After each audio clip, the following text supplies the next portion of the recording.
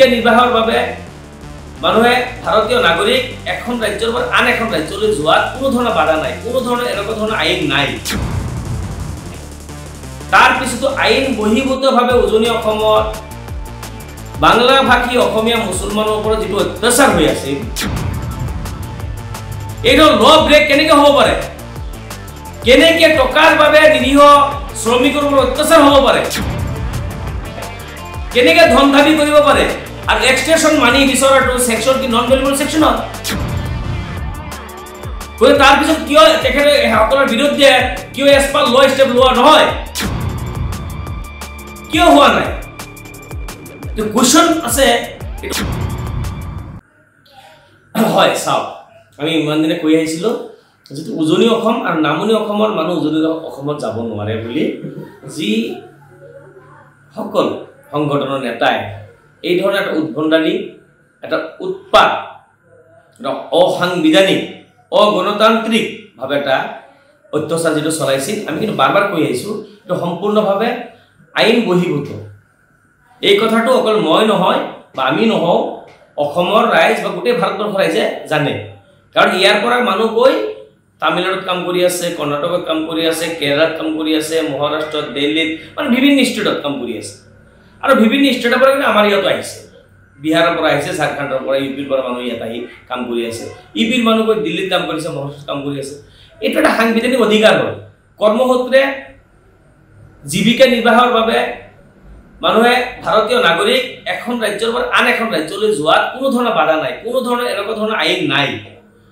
তাৰ পিছতো আইন বহিৰ্ভূতভাৱে উজনি অসমত বাংলা ভাষী অসমীয়া মুছলমানৰ ওপৰত যিটো অত্যাচাৰ হৈ আছিল, কিন্তু তাৰ এই উজনি অসমৰ জিলা অধীক্ষক, জিলা আয়ুক্তসকলে একেবাৰে নীৰৱতা অৱলম্বন কৰা পৰিলক্ষিত হৈছে, কোনো ধৰণৰ পদক্ষেপ লোৱা নাই।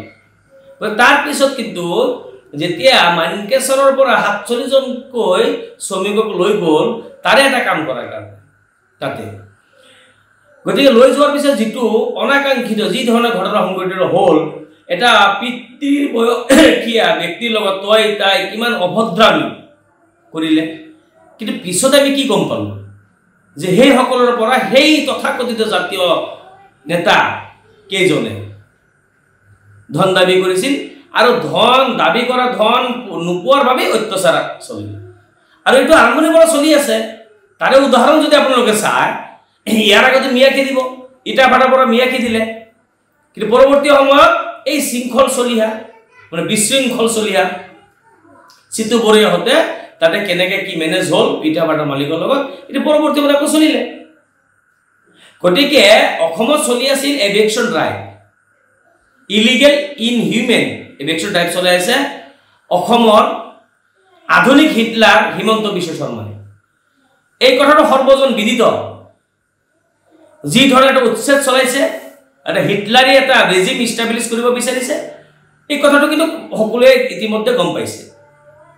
গতিকে আছিল কিন্তু এভিকশ্যন ড্ৰাইভ, সেইটো গৈ সলনি হৈ কি হ'ল, উজনিৰ পৰা মিয়াখি দিব লাগে। এইটো কোনটো সংবিধানৰ কোনটো ধাৰা, কোনটো ছেকশ্যনত যে এই ধৰণে খেদিব পাৰি আৰু নামনিৰ পৰা উজনি যাব নোৱাৰি বুলি, এইটো তেনেকুৱা কোনো ধৰণৰ ছেকশ্যন আমি আজিলৈকে দেখা পোৱা নাই। BNSৰ বা BNSSৰ, CRPC বা IPCৰ কোনো ছেকশ্যন নাই। কিন্তু তাৰ পিছতো মুখ্যমন্ত্ৰী নিজে গৃহমন্ত্ৰী হৈ থকাৰ পিছতো কোনো ধৰণৰ পদক্ষেপ নাই। আৰক্ষী সঞ্চালক প্ৰধান মহোদয়ে কোনো ধৰণৰ ষ্টেপ নাই, কোনো ধৰণৰ টুইট আজিলৈকে এই বিষয়ে টুইট দেখা নাপালোঁ। আজি তাৰে লোকেল SP, লোকেল DCয়ে কোনো ষ্টেপ লোৱা নাই। ইভেন কি মানে এইটো মানে আচৰিত হ'ব লগা কথা, এটা পুলিচ অফিচাৰ তাত গৈছে, তাৰ পিছতো সিহঁতে দাবী ধমকি দি আছিল সেই মানুহখিনিৰ লগত। আৰক্ষী যেন নিমান, আৰে ভাই আপোনালোকে কোনে বাধা দিছে ভাই? আপোনালোকে লটো কিয় ইমপ্লিমেণ্ট কৰা নাই ভাই? আপোনালোকে লোকেল SP হয়, লোকেল DSP আছে, এডিশ্যনেল SP আছে, লোকেল OC আছে, DC আছে, ADC, ইমান ডাঙৰ এটা মানে মেচিনেৰী, তাৰ পিছতো কেনেকৈ এই ধৰণৰ এটা উদ্ভণ্ডালী হ'ব পাৰে? এই ধৰণৰ ল ব্ৰেক কেনেকৈ হ'ব পাৰে? কেনেকৈ টকাৰ বাবে নিৰীহ শ্ৰমিকৰ ওপৰত অত্যাচাৰ হ'ব পাৰে? কেনেকৈ ধন দাবী কৰিব পাৰে? আৰু এক্সটেনশ্যন মানি বিচৰাটো ছেকশ্যন কি নন ভেলুবল ছেকশ্যন হয় গতিকে তাৰপিছত কিয় তেখেতে সকলৰ বিৰুদ্ধে কিয় এজ পাৰ ল ষ্টেপ লোৱা নহয় কিয় হোৱা নাই তো কুৱেশ্যন আছে এইটো অসমৰ ৰাইজৰ অসমবাসী ৰাইজৰ কুৱেশ্যন এইটো গতিকে এই যে যিটো এটা উদ্ভণ্ডালি যিটো এটা বিশৃংখল এটা পৰিৱেশ আৰু অসমৰ মুখ্যমন্ত্ৰী নিজেও বিচাৰি আছে এটা বিশৃংখল এটা ভাতৃঘাতীৰ সংঘাত সৃষ্টি হওক